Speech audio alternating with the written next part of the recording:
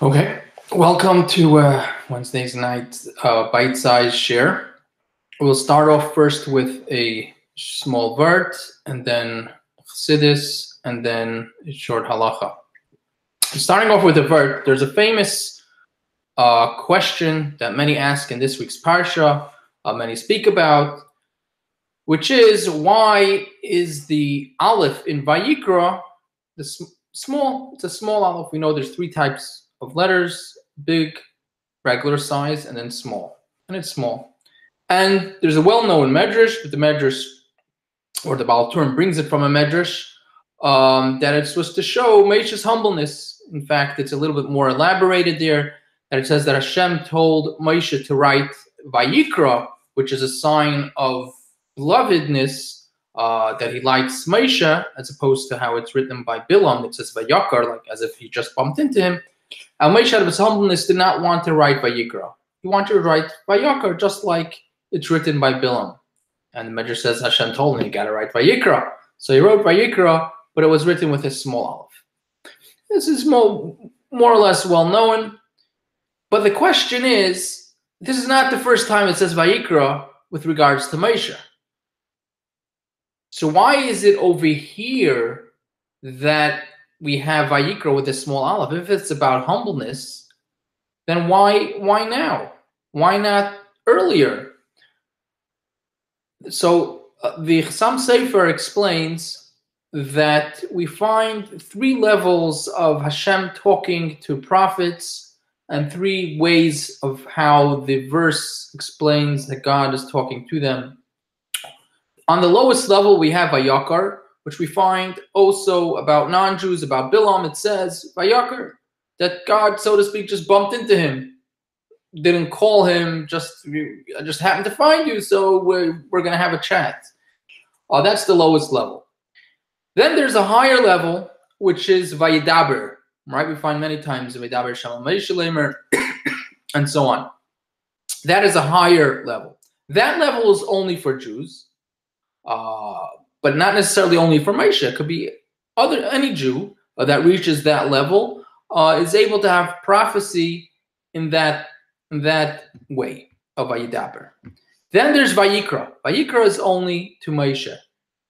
Although, while it's true it's only to Moshe, but before the sin of the golden calf, before the Chet HaEgel, all the Jews who are on that level, or should have been on that level, that they too would have been able to receive prophecy on that level. However, after the sin of the Chet HaEgel, they were no more able to receive prophecy on that level of Vayikra, which is a sign of belovedness, except for Moshe. Moshe was able to receive prophecy on that level. Therefore, it is only now, after the Chet HaEgel, when it says Vayikra, that the Jews are no more able to receive prophecy in that level. But Moshe is able to receive prophecy in that level. That Vayikra would be signifying how much greater Moshe is than the average Jew, than everybody else.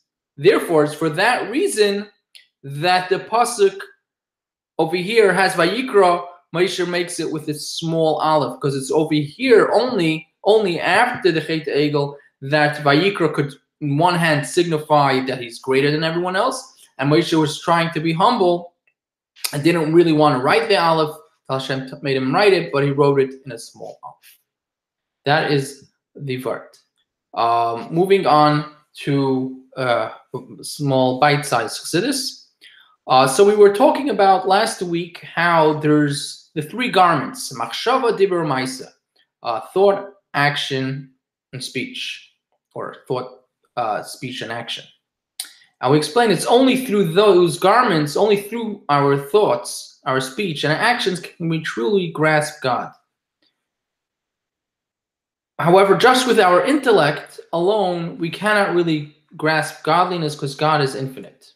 However, the question is asked, if that is true, God is infinite, so if God is truly infinite, that means God's thoughts, God's wisdom, which we're saying we're grasping God's wisdom, or God's will, is also infinite.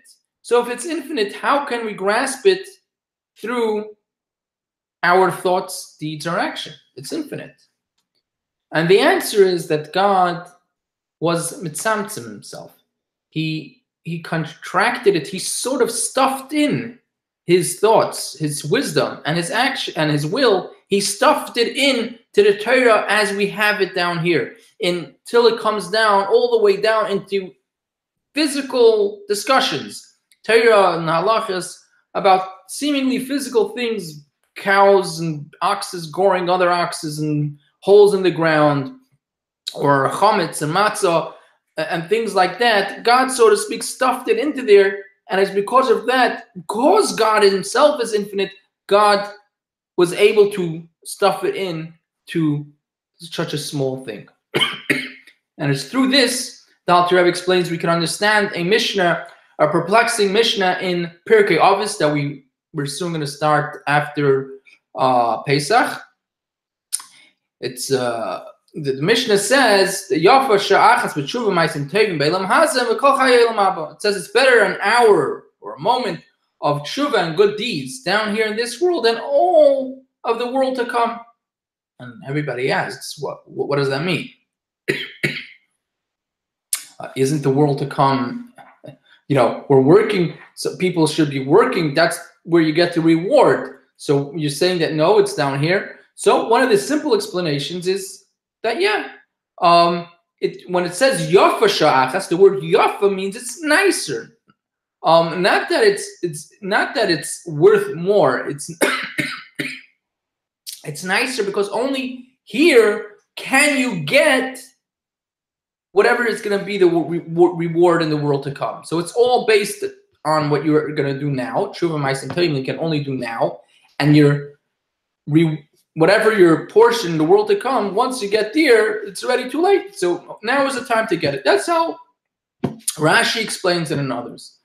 But according to Chassidus, and the way based on what we just explained in this part of the Tanya, we actually can explain the Mishnah quite literally. That yes, tshuva ma'asim tovim, action, and tshuva down here, physical action, physical deeds, down here are worth and are much greater than whatever is going to be in Olam Haba. Because in Olam Haba, what does it say that we do in Olam Haba? In Olam Haba, we have enjoyment of the Ziv HaShechina. We bask in the glory of God and divine presence and in the wisdom and so on. But that is only how we are reaching God, based on how whatever level we got to on our own, that is how much we're basking in the godliness and so on, right? Different people have different levels of Olam Haba. Whatever it is you worked on, that's what you're going to get. It's based on the person's work, on the intellect. Even if we're talking about intellect of the soul itself, we explain, is in the end of the day really a creation. So whatever you're getting in Olam Haba is only based on your own limitations. However, the physical actions and even the Torah, how it comes down here in the physical world, why is it in the physical world? How did it come down here? Not because that's how we're able to grasp it. It's because God, who is limitless and infinite, he was able to stuff, so to speak, his wisdom and his will into the physical things that the Torah is talking about in the physical mitzvahs. Therefore, it's not about what we can grasp. True, God did it into the physical because that's what we can relate to. But it's, in the end of the day, it's God who stuffed himself into that, as opposed to we are reaching what we can with our own intellect. And therefore, it is only in this world, in the physical world, where we can truly grasp godliness and have the true connection to God, even in a way much greater than it is in Olam Haba. And this is the reason why Chassidus has such a strong emphasis specifically on down here in this world. It's not about what your reward is, working for a reward, getting a big Olam Haba, because at the end of the day, guess what? That reward that you're going to get in Olam Haba is nothing compared to whatever action, whatever mitzvahs you can do down here right now. That is the part. Moving on to halacha, we figured since we're getting closer to Pesach, we'll say something about halachas that are more, I wouldn't say practical, but things that have to do right now that people are starting to be worried about. It's already 30 days, less than 30 days before Pesach, and we know it's already a mitzvah of getting rid of chametz. Some even say that any chametz that you would eat now would be in a way fulfillment of the mitzvah of beer chametz, because beer is getting rid of it anyway. So whatever chametz you eat would be also fulfillment of that mitzvah. But be as it may be, just to reiterate what is chametz and what it is that we're looking for. There is the well-known saying that dust is not chametz, which is true. Dust is not chametz. The question is, what are we looking for? So when it comes to Pesach, there's two things. First of all, you're not allowed to own chametz, but that we usually take care of. We're mevatel the chametz. We do beer. We say kol chamira. Although you should say it in a language that you understand. So if you don't understand Aramaic, you could say it in Aramaic, but you should also say it in English or whatever language you understand. That's just a side point. So you basically, you sold your chametz. You already don't necessarily own the chametz, but you also can't have chametz that you may inadvertently eat, because chametz is something that you're used to all year. And you're going to see there's a nice Danish, you may just chapanash and you may come to eat it. So you have to get rid of that too. The amount of chametz to be liable biblically is an ounce of chametz, kezayis, which is about an ounce. However, minatera also chatzi shira, a part of a measurement, can be prohibited. And even if it's not prohibited, you could have two parts can make a whole.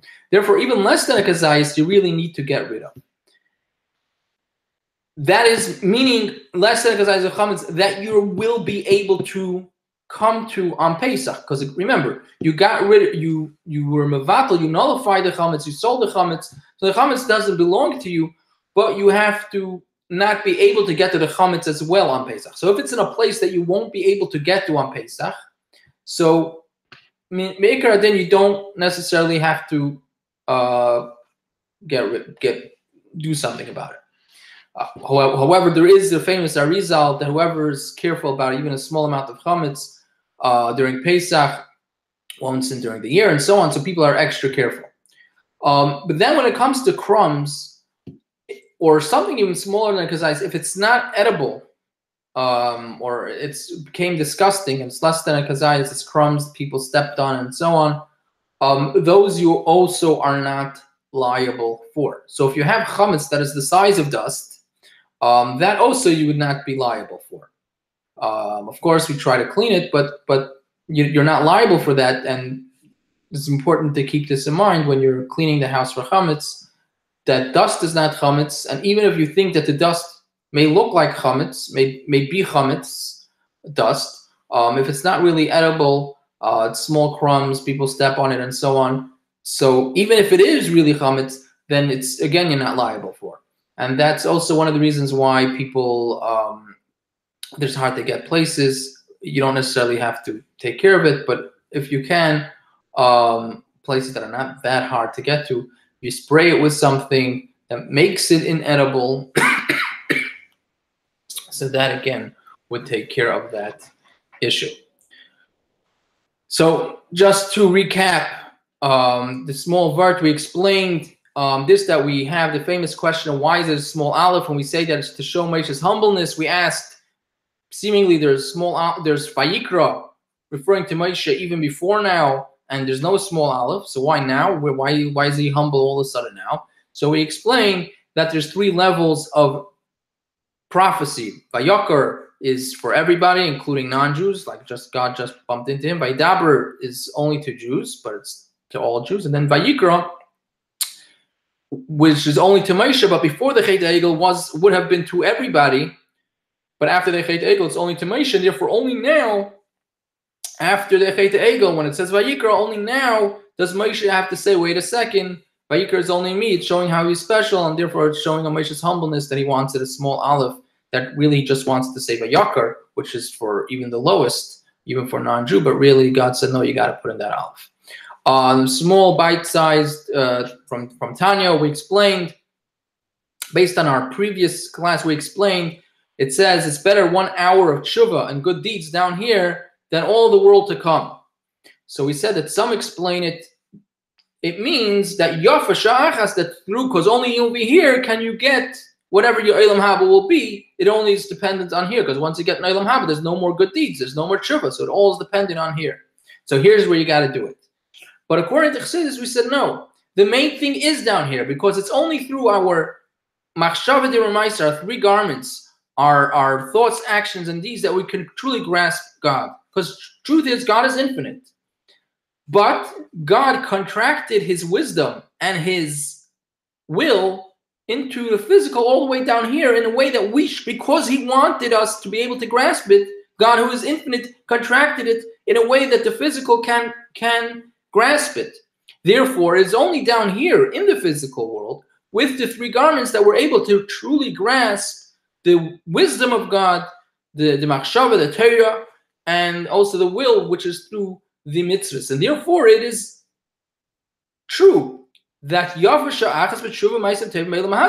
that it's better, all the good deeds and actions and tshuva down here in this world, than whatever you're going to get in Olam Haba, because an Olam Haba is only based on what you can get based on your own abilities, while in this world, we can get what's based on God, which is infinite, so we can grasp infinity down here through Torah and through mitzvahs. And then just a short halacha, gearing up towards Pesach, just a reminder that dust is not chametz. Not only dust, but anything that is small and inedible, or it's disgusting and inedible, that is not a problem of having it. But if something is edible, if you have a half a pretzel, even though it's less than a kazayas, 2 halves of a pretzel can make a whole. In other words, 2 halves of a kazayas, even though the pretzel is smaller than a kazayas, but 2 halves can make a whole, and you cannot have, if it's a amount of chametz that people would eat, a Cheerio, let's say, that people would eat, even though it's less than a kazayas, but that is something that you cannot have lying around, even though you may have gotten rid of it through beer or selling, but you can't have it lying out in the open in a place that you may inadvertently come to eat the chametz, which is the second issue. That's it for tonight, and have a good night.